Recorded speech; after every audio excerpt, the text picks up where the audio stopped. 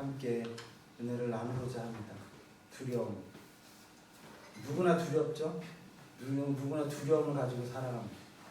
그 두려움은 어디서부터 오고 또한 그 두려움을 어떻게 우리가 이겨나가야 하는지에 대해서 함께 은혜를 나누고자 합니다.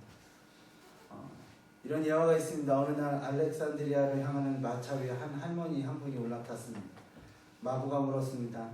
이 마차는 알렉산드리아로 가는데 누구십니까? 라고 물었습니다. 그 할머니가 이렇게 대답합니다. 나는 페스트, 흑사병이요. 그렇다면 마차에서 내리십시오. 이렇게 말합니다. 나는 당신을 태워갈 수 없습니다. 마부가 이렇게 얘기하자 그 할머니가 이렇게 말합니다. 젊은이, 내가 알렉산드리아로 가서 꼭 3사람만 죽게 할 테니 제발 나를 태워다 주시오 라고 말을 합니다. 이 3사람 이상 죽게 되면 어떻게 하겠소? 그때는 이 칼로 나를 죽이시오 라고 말하면서 할머니는 칼을 주었습니다. 그래서 태워주어 할머니는 마차가 시에 도착하자마자 마차에서 뛰어내리셨습니다. 얼마 후 알렉산드리아 시에 페스트가 유행하여 수많은 사람들이 죽어갔습니다. 단 3사람만 죽게 하겠다는 약속을 한 할머니가 많은 사람을 죽이자 마부는 화가 나서 칼을 들고 그 할머니를 찾아갔습니다. 얼마 후 마부가 성문에서 할머니를 만나 죽이려 하자 할머니는 왜 나를 죽이려 하오? 라고 물었습니다. 마부는 화가 나서 소리쳤습니다. 당신은 내게 3사람만 죽이겠다고 하지 않았어. 그런데 지금 이렇게 무수한 사람들이 죽었으니 약속대로 당신을 죽이겠소? 라고 말했다고 합니다. 그러자 할머니는 이렇게 대답합니다. 여보시오, 젊은이, 내가 죽인 사람은 3사람이 맞소. 다른 사람들이 죽은 것은 페스트란 말을 듣고 놀라서 두려워하다가 죽은 거요 라고 말했다고 합니다.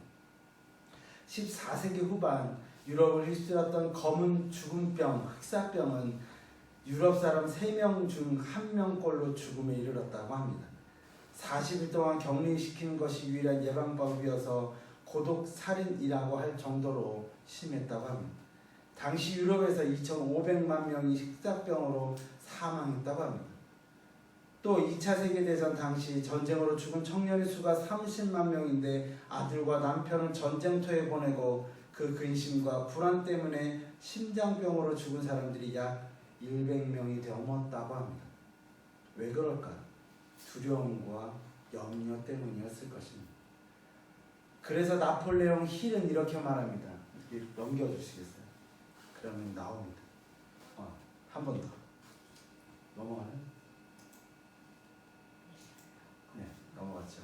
나폴레옹 힐은 이렇게 말합니다. 두려움과 공포는 모든 논리를 무력케 하고 모든 상상력을 파괴하며 모든 자신감을 꺾어버리고 모든 열성을 지워버리며 모든 의욕을 없애버리고 그리고 사람들이 나태와 비참과 불행에 빠뜨리고 마는 것이다 라고 하였습니다.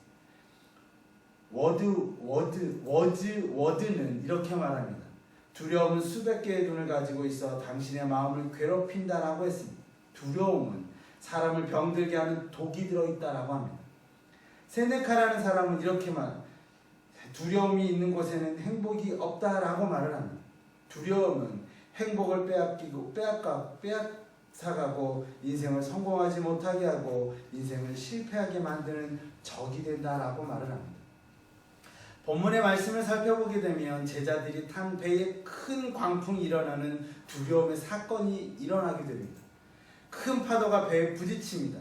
바닷물이 점점 배에 들어와 가득하게 되었습니다. 이 상황은 아주 급박하게 진행되고 있는 것이 오늘 본문을 통해서 볼 수 있습니다. 이에 제자들의 마음에는 죽음에 대한 두려움이 싹트기 시작했습니다. 제자들은 큰 광풍이 일어나는 장면을 눈으로 보았습니다. 눈으로 큰 파도를 보았습니다. 귀로는 세차게 부는 바람 소리도 듣게 됩니다. 물결이 배에 부딪히면서 몸이 흔들리기 시작합니다. 물이 배에 들어와 가득하게 됩니다. 그들의 몸이 점점 물에 잠기게 됩니다. 너무나도 큰 광풍이 자신들이 할 수 있는 것이 아무것도 없음을 느끼기 시작하게 됩니다. 제자들은 두려웠습니다. 이렇게 물에 빠져 죽을 수밖에 없는 상황 속에서 제자들은 누구에게 먼저 지혜를 구해야 할까요? 그들에게 있어서 찾아야 할 사람이 누구였을까요? 여러분들이 제자라면 누굴 찾을 거예요? 네? 그 상황이에요. 여러분들이 지금 배 속에 있고 풍랑이 막 일어나기 시작하고 그런 상황 속에 있어요. 누굴 찾아야 될 거예요? 하나님 찾아야 돼요? 과연? 그 속에 있는 제자들은 누굴 찾아야 되냐면 베드로를 찾았어야 돼요. 왜죠? 베드로가 뭘 했었던 사람이에요? 어부였어요. 그 속에 베드로 말고요, 안드레아, 야고보, 요한도 어부 출신이에요. 그럼 12명 중에 몇 명이 어부 출신이에요? 계산이 안 되시죠? 몇 명이죠? 베드로, 안드레, 야고보, 요한이 어부 출신이에요. 4명이죠. 12명 중에 4명이에요. 3분의 1이라는 숫자가 어부 출신이에요. 그러면 그 어부 출신이었던 그 사람들이 뭘 해야 돼요?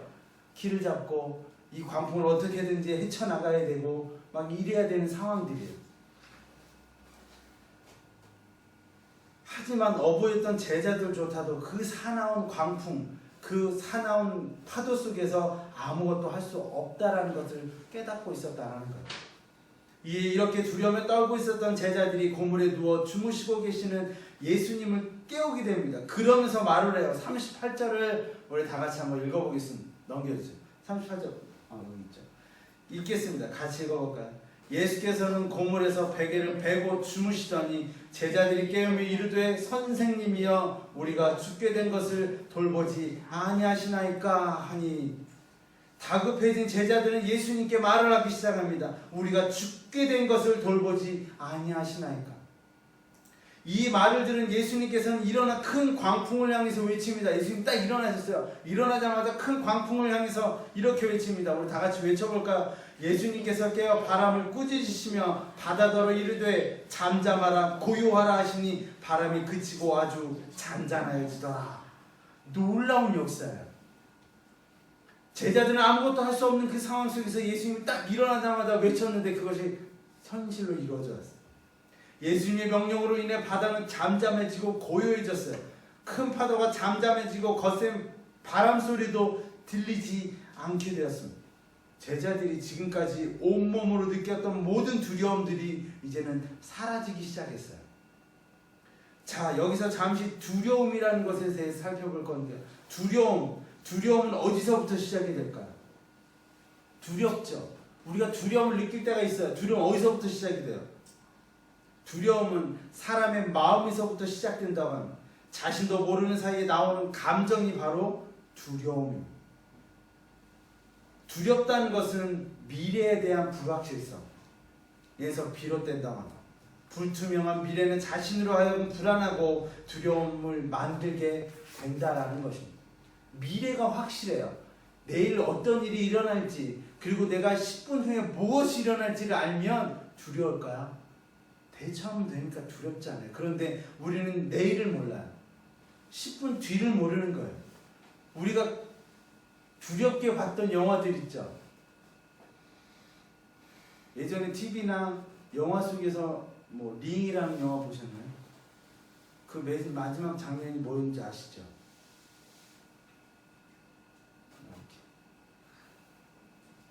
우물에서 이제 막 기어나오고 TV에서 이제 그 귀신이 막 이렇게 TV 앞으로 기어나와서 사람을 죽이고. 처음 볼 때 되게 무섭거든요.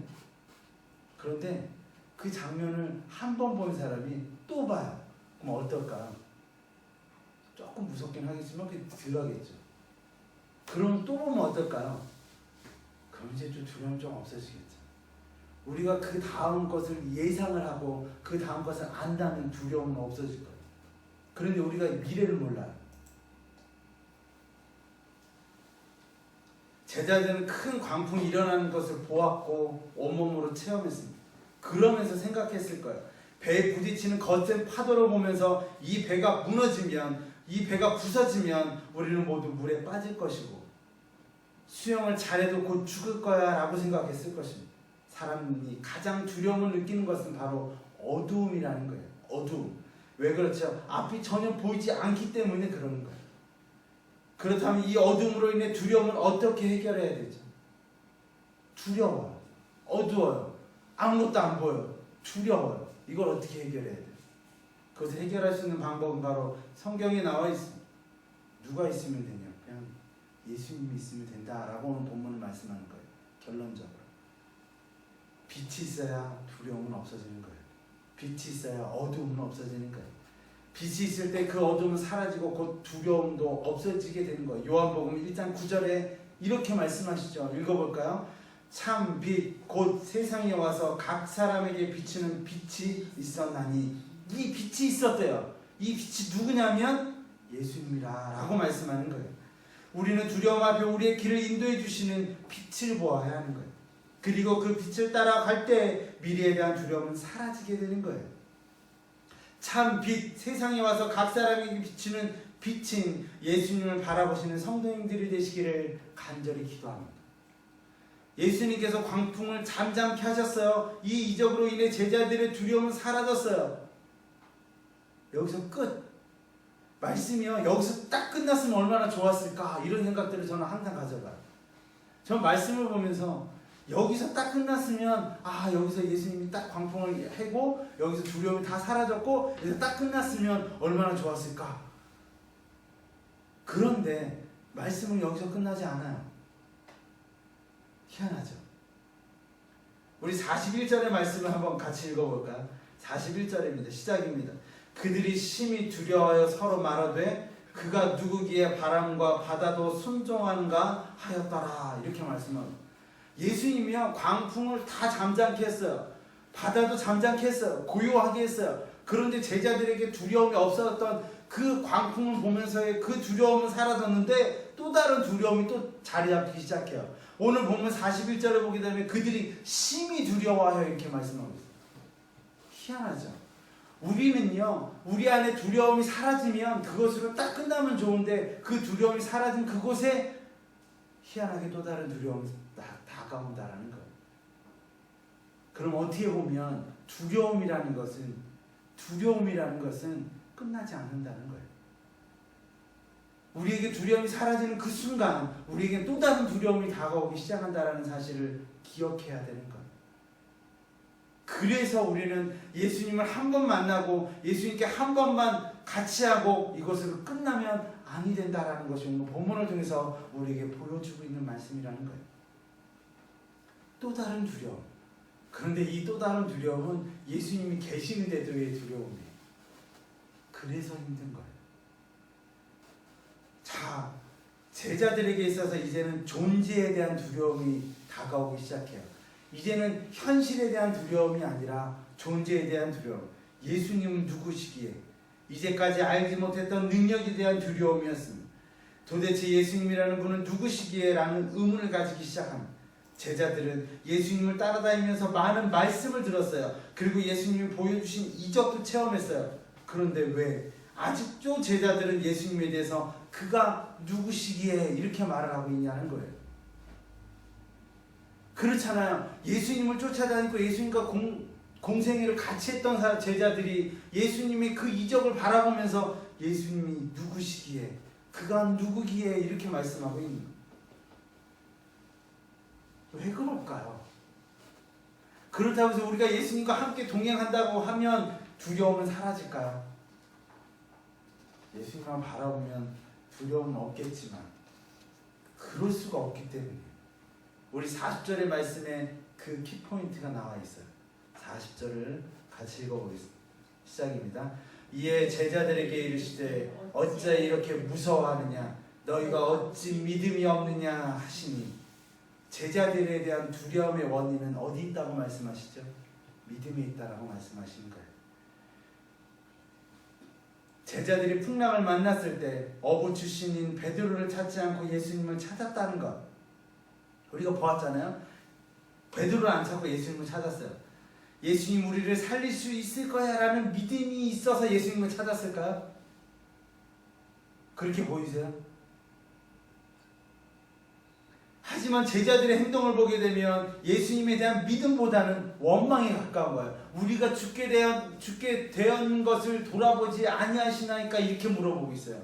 예수님 지금 풍랑이 이렇게 일어나는데 예수님 일어나셔서 이적을 보여주십시오. 이게 아니에요. 예수님이면 이 모든 것을 다 잠잠케 할 수 있습니다 라고 물어본 제자들이 아니에요. 예수님은 깨우면서 뭐라 그래요? 예수님 우리가 죽게 된 것을 돌아보지 아니하시나이까 이렇게 물어보고 있다는 거예요. 원망. 여태까지 예수님과 함께 했는데 우리가 예수님과 함께 공생애를 했는데 예수님 이렇게 우리가 죽게 되는데 예수님 거기서 죽으시고 계시는 게 말이나 됩니까? 라고 말하는 거예요. 이거는 믿음이 아닌 거예요. 그러니까 예수님이 일어나서 뭐라면 너희가 어찌 믿음이 없느냐 이렇게 말하는 거예요. 어찌 믿음이 없느냐. 리더자의 자리에 있는 사람들은 때론 이런 원망을 들을 때가 있습니다. 우리는 열심히 일하는데 우리는 모든 것을 다 바쳐 섬기는데 당신은 왜 몰라줍니까? 라고 말을 합니다. 관심이 없습니까? 이렇게 말을 합니다. 그런데 이런 마음은 항상 있는 것이 아니라는 거예요. 어떤 환경이나 처해진 상황이 좋을 때는 전혀 아무렇지 않아요. 그러나 상황이나 관계가 좋지 않게 되면 이런 원망의 말을 생각하게 되고 직접적으로 말을 하기 시작하게 된다는 거예요. 예수님과요 관계가 좋았던 제자들은 그때는 원망하지 않았어요. 원망이 말이 없어요, 성경에. 그런데 자기들이 예수님과 함께하지만 힘들 때 광풍으로 인해 죽음의 마음에 들게 되자 제자들은 원망 섞인 목소리를 내기 시작하는 거예요. 정말 예수님께서는 제자들을 위해서 아무것도 하지 않았을까요? 제자들을 사랑하지 않았을까요? 제자들이 죽는데 그냥 나는 졸리니까 자야지 이랬을까요? 아니라는 거예요. 성경을 잘 살펴보면 예수님께서는 제자들과 함께 하셨어요. 예수님께서는 제자들을 위해 날마다 기도하셨고 끝까지 기도하셨어요. 십자가에 못 박히실 때도 기도하셨고 십자가에 못 박히신 다음 부활하신 다음에 떠난 제자들을 찾아가 평안을 비셨어요. 놀라운 거예요. 또한 승천하신 후에도 잊지 않고 성령님을 통해서 끝까지 제자들을 책임져 주셨던 분이 예수님이었다라는 거예요. 예수님은 동일한 마음으로 처음과 끝까지 제자들을 사랑하셨습니다. 제자들은 순간 그 사실을 잊어버렸어요. 당장 눈앞에 닥친 현실만 보고서 예수님을 원망했습니다. 사람은 누구나 상황이 어렵고 힘들어지면 당장 앞에 있는 것은 서운한 것들만 생각하기 마련이에요. 상대방의 좋은 기억, 감사한 일들은 잊어버리게 되는 거예요. 저도 그렇고 여러분들도 그러는 거예요. 그러나 하나님의 우리를 향한 사랑은 하나님과 우리를 처음 만났을 때에도 무슨 일인가 원망을 하고 있는 지금에도 또한 미래에도 항상 우리와 동일하게 사랑하신다는 사실을 기억하십시오. 이것을 믿어야 합니다. 그것을 믿을 때 우리의 마음에는 변화가 오기 시작하는 거예요. 예수님께서는 제자들을 향해 믿음이 없다라고 외치셨어요. 우린 살 수 없을 거야 라는 미래에 대한 믿음을 말씀하는 거예요. 우리는 살 수 있을 거야 라는 믿음을 예수님께서 우리들에게 말씀하고 있는 거예요. 미래에 대한 믿음이 없었던 제자들에게 곧 두려움이 임했던 거예요. 그렇다면 예수님께서는 그 큰 광풍에도 잠잘 수 있었던 이유가 뭘까요? 예수님은 제자들은 다 그런데 광풍이 일어나는데 거기서 피곤하니까 잠들었다 그렇게 보면 안 돼요. 예수님은 평안했기 때문에 죽으신 거예요. 왜 평안했을까요? 왜 평안했을까? 예수님은 왜 공문에서 그렇게 광풍이 일어나고 죽게 되는 제자들은 막 죽을 것 같은데 예수님은 주무셨다는 거예요. 왜 그러셨을까요? 그거는 믿음이 있기 때문이라는 거예요. 예수님은 믿음이 있었다는 거예요. 믿음을 가지고 있는 사람들은 이렇게 다르다는 거예요. 구약 성경에 그리고 신약 성경에 살펴보면 믿음이 있는 사람들이 보이는데 구약의 다니엘서의 그 믿음을 찾아볼 수가 있어요. 누구냐면 다니엘서 3장 1절부터 말씀을 함께 보겠습니다. 같이 읽어볼까요? 느부갓네살 왕이 금으로 신상을 만들었으니 다음 선포하는 자가 크게 외쳐 이르되 백성들과 나라들과 각 언어로 말하는 자들아 왕이 너희 무리에게 명하시나니 너희는 나팔과 피리와 수금과 사명금과 앙금과 생황과 및 모든 악기 소리를 들을 때에 엎드려 느부갓네살 왕이 세운 금 신상에게 절하라. 누구든지 엎드려 절하지 아니하는 자는 즉시 맹렬히 타는 풀무불에 던져 넣으리라 하였더라. 이렇게 말씀하고 있어요. 잘 아는 말씀이에요. 바벨론 포로 시대 때 바벨론 왕궁에 유다 사람들이 있었는데 바로 누구죠? 사드락과 메삭과 아벳느고였어요. 왕궁에 왕이 세운 금 신상이 있는데 절하지 아니하면 불구덩이에 넣는다 이렇게 말합니다. 그러다 사드락과 메삭과 아벳느고는 절하지 않아요. 아시잖아요. 절하지 않아요. 그래서 푸른 불에 들어갈 수밖에 없게 돼요. 그런 상황들이 12절에 이렇게 말씀하고 있습니다. 같이 읽어볼까요? 이제 몇 유다 사람 사드락과 메삭과 아벳느고는 왕이 세워 바벨론 지방을 다스리게 하신 자이거늘 왕이여 이 사람들이 왕이 높이지 아니하며 왕의 신들을 섬기지 아니하며 왕이 세운 금 신상을 절하지 아니하였더이다. 이렇게 말해요. 그래서 푸른불에 들어가요. 그런데 사드락과 메삭과 아벳느고가 이렇게 말을 해요. 읽어볼까요? 사드락과 메삭과 아벳느고가 왕에게 대답하여 이르되 느부갓네살이여 우리가 일에 대하여 왕에게 대답할 필요가 없나이다.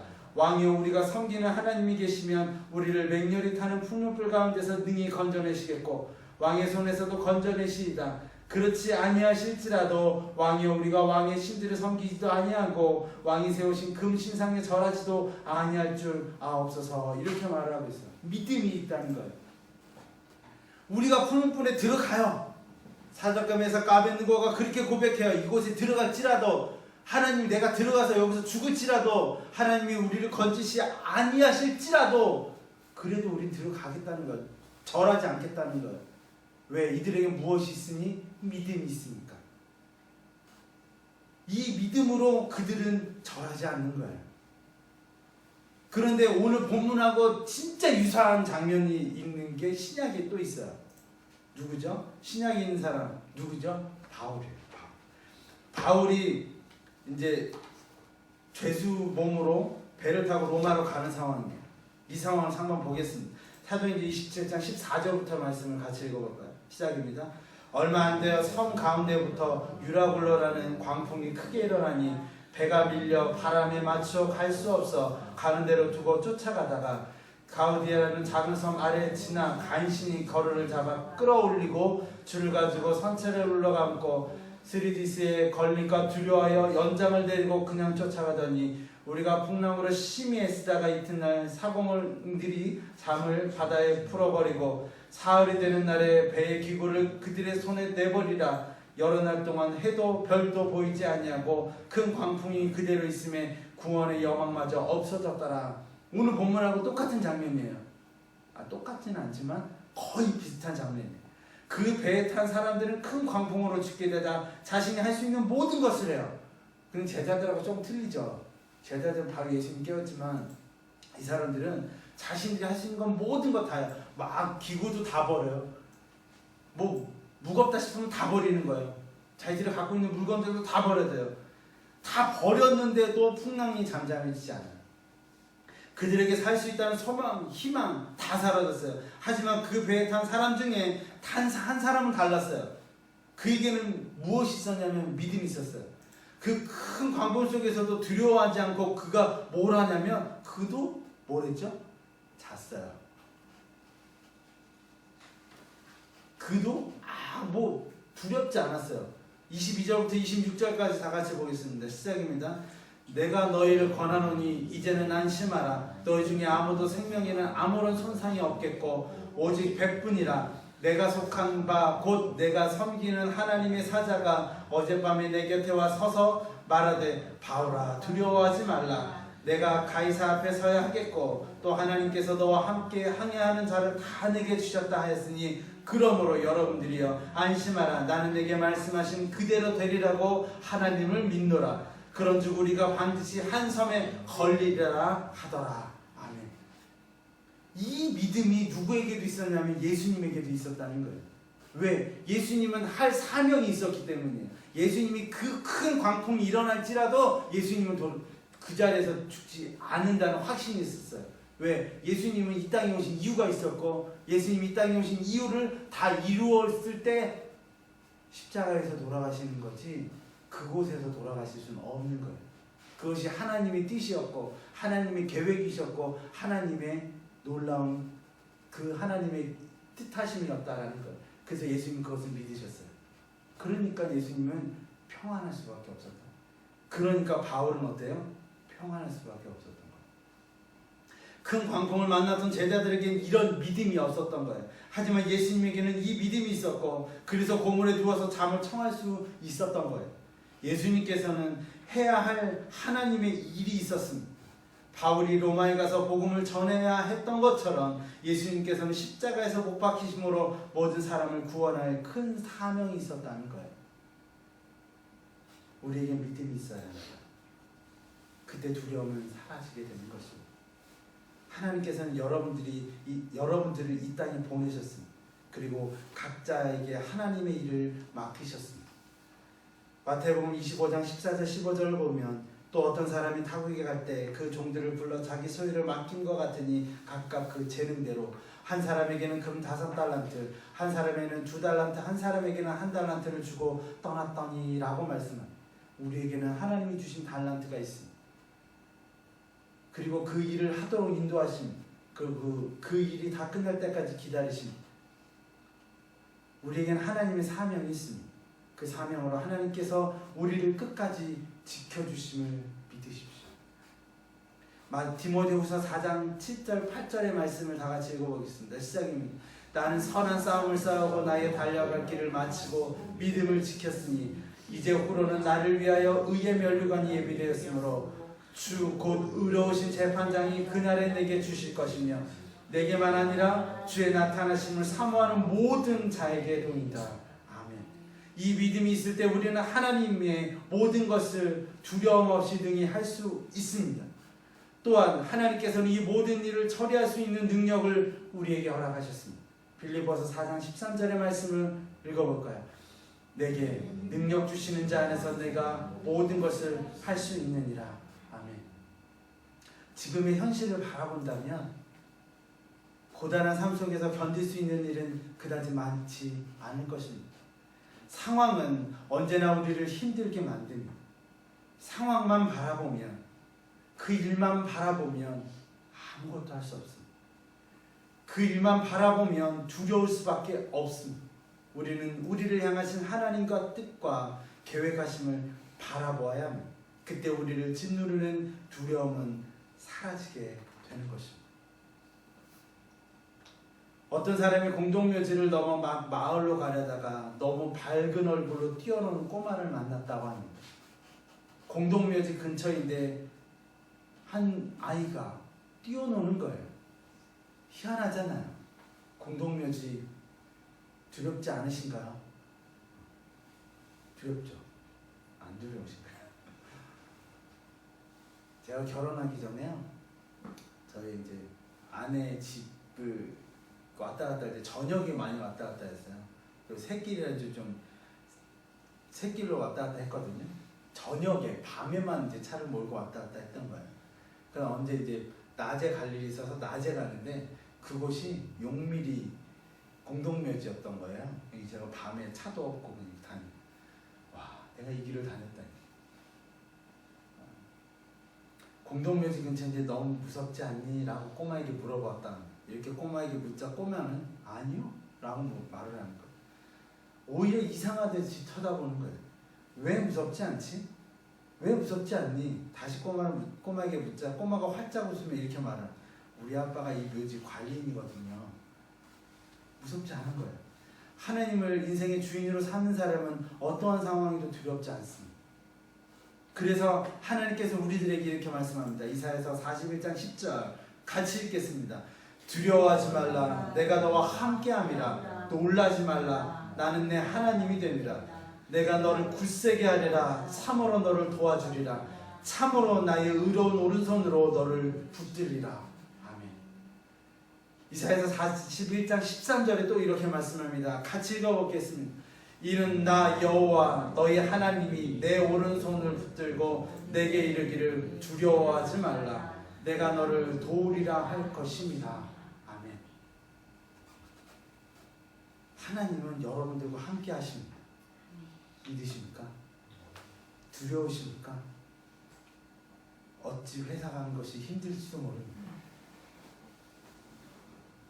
우리가 해야 할 일은 많은데 해야 할 것이 두려울 때가 있습니다. 왜? 그것이 나에게 다가올 때 어떻게 다가올지 모르기 때문입니다.